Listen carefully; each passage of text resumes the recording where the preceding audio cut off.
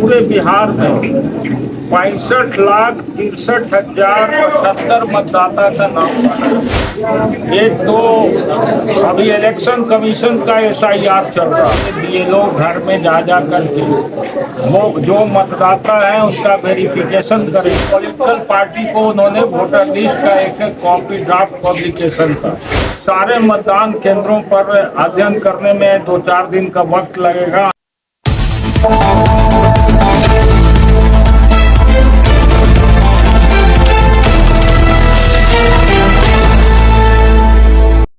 में उपस्थित सभी पत्रकार बंधु और इलेक्ट्रॉनिक मीडिया के साथियों, सबसे पहले आप सब लोगों को धन्यवाद प्रकट करना चाहते हैं कि सुदूर इलाके में भी आप हमारे जगावे पर यहाँ आए हैं।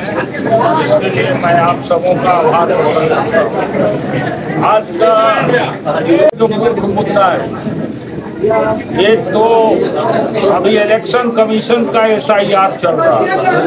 आप जान रहे हैं कि पूरे देश के अंदर अचानक 25 जून को निर्वाचन आयोग ने एक फरमान जारी किया कि हम मतदाता सूची का गहन पुनरीक्षण कराना चाहते हैं और 1 महीना उसके लिए BLO को कहा गया कि सारे BLO घर में जा करके वो जो मतदाता है उसका वेरिफिकेशन करेंगे और वेरिफिकेशन के बाद इलेक्शन कमीशन ड्राफ्ट पब्लिकेशन करेगी और ड्राफ्ट पब्लिकेशन के बाद जिन लोगों को जो आपत्ति है वो आपत्तियां देंगे, जिनका नाम कट गया है वो नाम काटने के लिए अपना आवेदन देंगे और उसके साथ साथ साक्ष्य देंगे। ये इलेक्शन कमीशन का फरमान था। आप लोगों को पता है कि इलेक्शन कमीशन के निर्देशानुसार 1 तारीख को ड्राफ्ट पब्लिकेशन वोटर लिस्ट का हो गया और सारे पॉलिटिकल पार्टी को उन्होंने वोटर लिस्ट का एक कॉपी ड्राफ्ट पब्लिकेशन का कल देने का काम किया है। अभी तो हम लोग उसका डिटेल अध्ययन नहीं किए हैं क्योंकि हमारे यहाँ लगभग 400 से 400 मतदान केंद्र और सारे मतदान केंद्रों पर अध्ययन करने में 2-4 दिन का वक्त लगेगा। हमारे साथी लगे हुए हैं सब लोग, लेकिन हमको जो आपको बुलाने का मकसद था वो ये कहना था कि जो ड्राफ्ट पब्लिकेशन हुआ है उसके अनुसार इलेक्शन कमीशन ने जो आंकड़े जारी किए वो आंकड़े ये दर्शाते हैं कि कहीं न कहीं वोटर लिस्ट में बड़े पैमाने पर फर्जीवाड़ा होगा। आपको ये पता है कि पूरे बिहार में 65,63,075 मतदाता का नाम काटा और ये जो 65,63,075 मतदाता है इसमें अलग अलग वर्गीकरण किया गया। पहला वर्गीकरण किया गया कि जो लोगों की मृत्यु हो गई तो मृत्यु वाले 22.34 लाख लोगों को जिनकी मृत्यु हुई है उनका नाम काटा गया। और फिर जो परमानेंट शिफ्टिंग की बात कही जा रही है कि अपने एड्रेस से कहीं दूसरे जगह परमानेंट शिफ्टिंग, उनको 36.28 लाख ऐसे लोग हैं जो परमानेंटली शिफ्ट हो गए।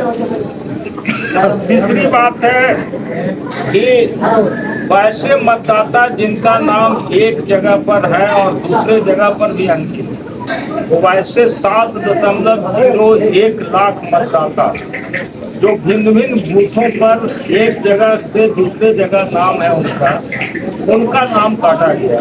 तो टोटल स्ट्रेंथ बताया गया 65,63,075 मतदाता। हम अपने विधानसभा क्षेत्र का भी बात कर लेते हैं साहब।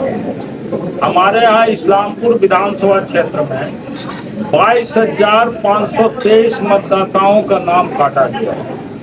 अब इसमें जो नाम काटा गया उसमें 10,726 लोग जो है मरे हुए, 442 लोगों को बताया जाता है कि अनुपस्थित थे। परमानेंट शिफ्टिंग के लिए बताते हैं 8,690 लोग जो है यहाँ से शिफ्ट कर गए, दूसरे जगह पलायन कर गए। और डबल एंट्री का 2665 वोट बताया जाता है कि डबल एंट्री है। इस आधार पर 22,523 मतदाता जो है उनका नाम हमारे विधानसभा क्षेत्र में इस्लामपुर में काटा गया। अब हम आपके माध्यम से इलेक्शन कमीशन से ये जानना चाहते हैं कि आपने 1 महीना SIR चला के अपने BLO को हर जगह पर कहा कि एक गांव में जाकर के वो मतदाता सूची का वेरिफिकेशन करें। पहली बात तो BLO हर घर में नहीं गया। कैसे नहीं गया इसका प्रमाण मैं आपको देता हूँ। जिन लोगों को बताया गया कि मृत है, तो ये जो मृत है, ये मृत का आधार क्या कमीशन ने दिया?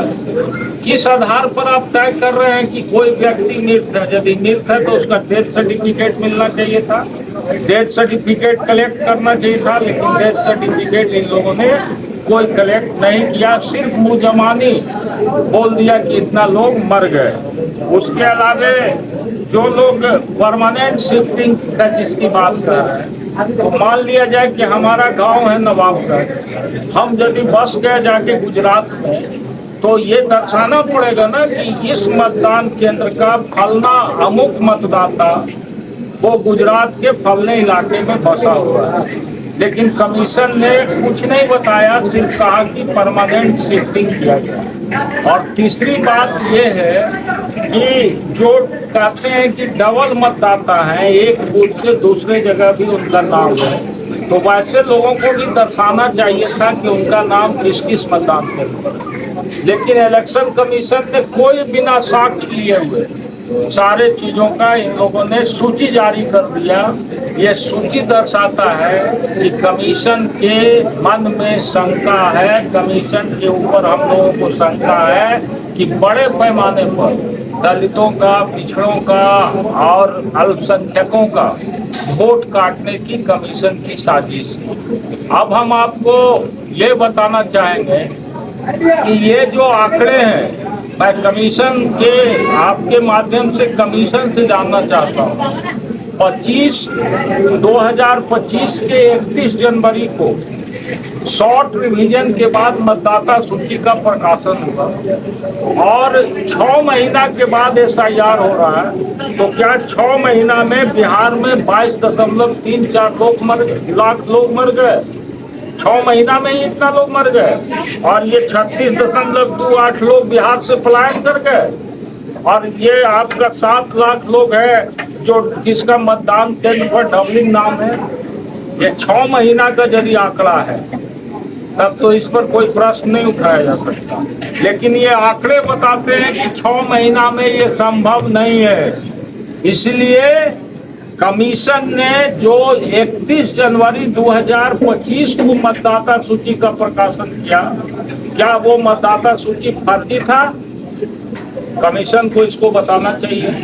या सही था यदि, तो 6 महीने में जो आपने आंकड़ा दिया उसका कोई साक्ष्य देना चाहिए। तो कोई साक्ष्य इन लोग के द्वारा नहीं दिया गया और नाम को हटा दिया गया। दूसरी बात है कि ये जो आंकड़ों के आधार पर कमीशन ने कहा कि इतने फर्जी मतदाता हैं, तो 2024 के जून में पार्लियामेंट का चुनाव हुआ और इसी मतदाताओं के आधार पर चुनाव संपन्न हुआ। तो क्या वो चुनाव भी फर्जी था? यदि वो चुनाव फर्जी था तो इलेक्शन कमीशन को घोषणा करना चाहिए कि वो चुनाव फर्जी था, और नहीं तो ये 6 महीना का आंकड़ा है। ये हम आपके माध्यम से इलेक्शन कमीशन से जानना चाहते हैं। दूसरी बात है कि हमारे विधानसभा क्षेत्र में मुझे पूर्ण जानकारी है कि जहाँ पे गरीब, दलित, पिछड़ा लोगों का वोट है, अल्पसंख्यकों का, वहाँ टारगेट बना करके वोट को काटने का एक लंबा चौड़ा चक्रजाल बनाया गया है। और मैं 2-3 दिन के बाद पुनः आपको बताऊंगा और एक एक बूथ का आंकड़ा बताऊंगा कि किस मतदान केंद्र पर किसका वोट काटा गया है।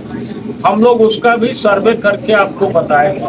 चूंकि इस्लामपुर विधानसभा में 6 महीना में 22,523 लोगों का वोट कट गया है, यानी 7.4% मतदाता का वोट कटा है। 2,90,000 मतदाता हमारे थे और ये जोड़िएगा तो 3,12,523, इसमें 22,523 कटा तो 2,90,000 मतदाता भी है इस्लामपुर में। तो ये जो मतदाता है, ये मतदाता क्या 2024 के चुनाव जो हुआ उस समय ये जो लोग का आंकड़ा है कि इतना मरा, इतना ये और इतना ये हुआ, क्या इन लोगों ने वोट दिया कि नहीं? क्या इन लोगों ने अपना वोट कास्ट किया कि नहीं मतदान केंद्र पर? यदि ये आदमी वोट कास्ट करता है तो इसका मतलब है कि आप गलत आंकड़ा दे करके लोगों को ठगने का काम करते हैं। लोगों का कहना है कि सर, लोगों का कहना है कि मोदी जी के सहारे पे सारा काम किया जा रहा है और उसके बाद जो नाम हटाने छोड़ने का एक साजिश किया जा रहा है। देखिए, इसके पीछे सीधा कारण ये है कि जो ग्राउंड लेवल रिपोर्ट है, बिहार में चुनाव होना है और इसके पहले इलेक्शन कमीशन का खेल हिंदुस्तान में हो चुका, महाराष्ट्र में, हरियाणा में, और अब आगे बिहार है, मध्य प्रदेश में भी हुआ।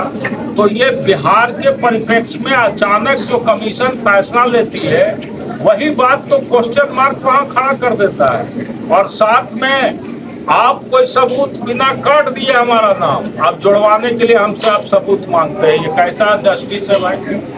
कैसा नैसर्गिक न्याय है? आप यदि काटे थे तो आप भी सबूत के साथ काटते, लेकिन सबूत तो आपने दिया नहीं और आप काट दिया, हमसे सबूत मांग रहे हैं। तो ये जो एक्शन है कमीशन का, ये बिल्कुल साबित कर रहा है कि इलेक्शन कमीशन ने फर्जीवाड़ा किया है और सिर्फ जो सत्ताधारी दल है, दिल्ली में नरेंद्र मोदी हो या बिहार में नीतीश कुमार हो, इन लोगों ने मिल करके ये फर्जीवाड़ा करके अपना विरोधियों का वोट काटने का साजिश रचा है और हम लोगों का ये मताधिकार के अधिकार को भी छीनने की कोशिश की गई है। इसलिए हम लोग राजनीतिक रूप से और कानूनी लड़ाई दोनों लड़ रहे हैं। वो लड़ाई तो अपनी जगह पर है, लेकिन चूंकि ड्राफ्ट पब्लिकेशन हुआ, इसलिए मैंने ड्राफ्ट पब्लिकेशन के बाद आपको बताया और जिन बिंदुओं का चर्चा किया, हम आपके माध्यम से कमीशन से जवाब चाहेंगे कि क्या इन बिंदुओं पर कमीशन स्पष्ट करना चाहती है। बिहार की जनता और इस्लामपुर की जनता उनसे पूछ रही है कि कैसे हम लोग का वोट काटा है। तो एक हमारा ये बिंदु था। दूसरी बात है, आप सब लोगों, कुछ लोग मीडिया के लोग हैं, उनको जानकारी भी होगा। एक गांव है इस्लामपुर प्रखंड में महरो बरैया, वहाँ की एक महिला है राधा देवी। उसको अचानक सोमवार के रात में उनको सांप काट लेता है। सांप काटने के बाद वो महिला के जो परिवार के लोग हैं, वहाँ के उसी गांव के रहने वाले और उसी पंचायत के मुखिया हैं जोगेश्वर जी, जो बगल में बैठे हुए, इनको टेलीफोन पे सूचना मिलती है कि आपके गांव का फलना आदमी जो है वो सांप काट लिया है, उसके इलाज की व्यवस्था की। उस सूचना पर इन्होंने इस्लामपुर सामुदायिक स्वास्थ्य केंद्र के जो प्रभारी हैं डॉक्टर सत्यम कुमार, उनसे, जो भी नाम हो सत्यम मैं जानता हूँ उनको, उनसे ये दूरभाष पर संपर्क करते हैं और कहते हैं, पूछते हैं कि भाई हमारे गांव का एक महिला को सांप काट दिया है, क्या आपके पास वैक्सीन उपलब्ध है? वो डॉक्टर मोबाइल पर कहता है कि वैक्सीन उपलब्ध नहीं है, हमारे पास साक्ष्य वीडियो फुटेज। और वो कहता है कि हमारे पास की वैक्सीन उपलब्ध नहीं है, आप इसको इलाज के लिए कहीं प्राइवेट हॉस्पिटल में ले जाइए। वहाँ से वो महिला को ले जा रहे थे प्राइवेट हॉस्पिटल में और प्राइवेट हॉस्पिटल ले जाने के क्रम में उसकी मृत्यु हो जाती है। मृत्यु के बाद पुनः अस्पताल के सूत्रों के द्वारा ही पता चलता है कि अस्पताल में वैक्सीन उपलब्ध है। तो ये लोग पुनः लौट के अस्पताल में मरीज को ले जाते हैं और एक वहाँ अटेंडेंट है रेखा कुमारी ANM, उसको इन लोग बोलते हैं भाई कि हमारे मरीज को सांप काट लिया है, आप लोग इसका वैक्सीन दीजिए। वो पहले कहती है कि वैक्सीन उपलब्ध है, लेकिन प्रभारी डॉक्टर से जब बात होता है तो वो मुकर जाती है वैक्सीन देने से। इसी बीच में सारे जो इस्लामपुर के लोकल पत्रकार हैं, अस्पताल में सबको बुलाया जाता है और ग्रामीण भी है और अस्पताल में भर्ती मरीज भी है। सबके उपस्थिति में स्टोर का जांच किया जाता है तो 5-5 वैक्सीन वहाँ उपलब्ध पाया जाता है। 7 काटने का 5-5 वैक्सीन उपलब्ध पाया जाता है और वो वैक्सीन का फोटो भी लिया इन लोगों ने और हम लोगों के पास भी सबूत है। जब हमको जानकारी हुआ तो हमने डीएम साहब को तुरंत इसकी जानकारी दिया।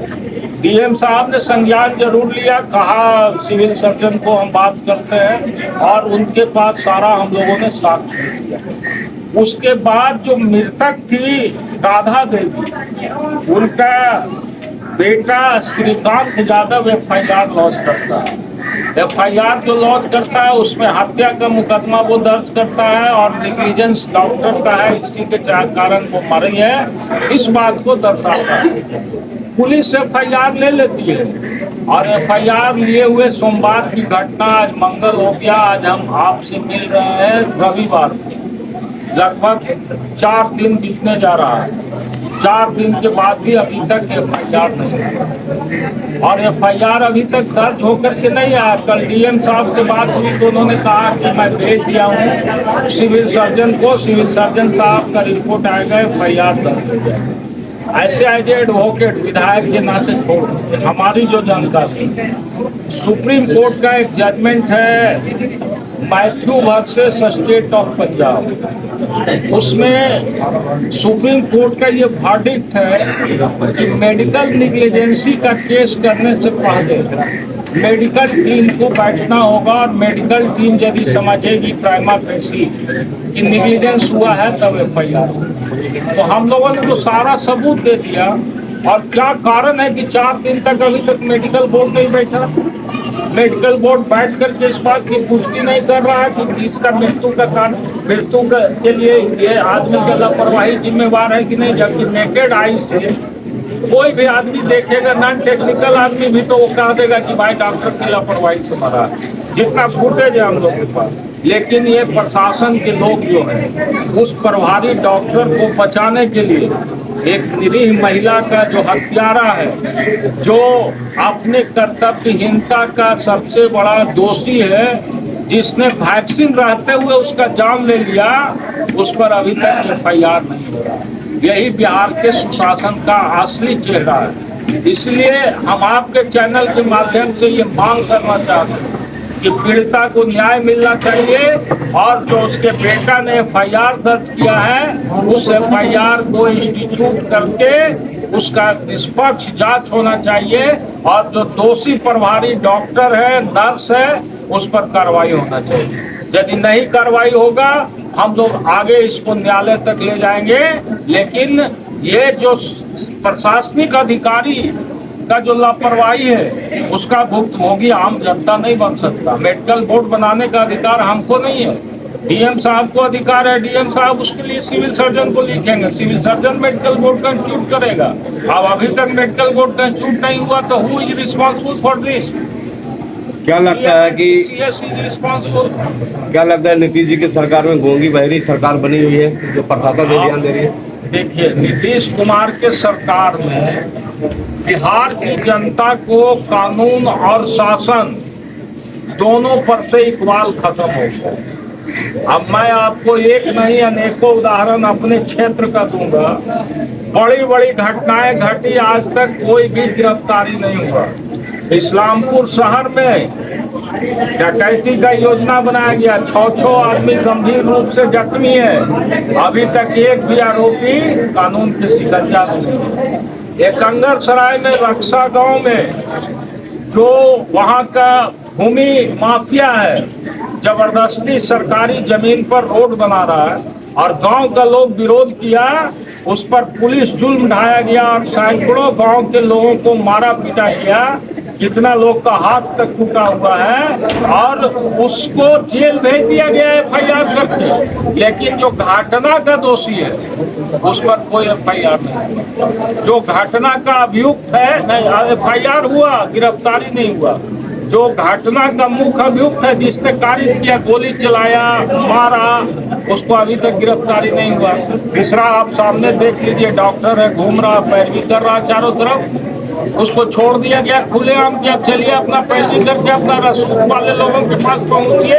और बचाइए। यही सरकार का यदि न्याय है तो आप समझ सकते हैं कि नीतीश कुमार जी का ये सामाजिक न्याय और ये उनका जो विकास के साथ, न्याय के साथ विकास का बात है, उनको मुबारक हो सकता है, लेकिन बिहार की जनता को कानून पर और शासन पर इकबाल खत्म हो गया है। और यही कारण है कि प्रतिदिन अपराध हो रहा, अपराधी बेलगाम है, पुलिस पिटा रही है, पुलिस भी लाचार है, बेबस है इनके सरकार में। और कुछ रिटायर्ड ऑफिसर इस सरकार चला रहे हैं जो नीतीश कुमार जी के दाएं बाएं रह करके बिहार को कत्ल खाना में पहुंचा रहे हैं।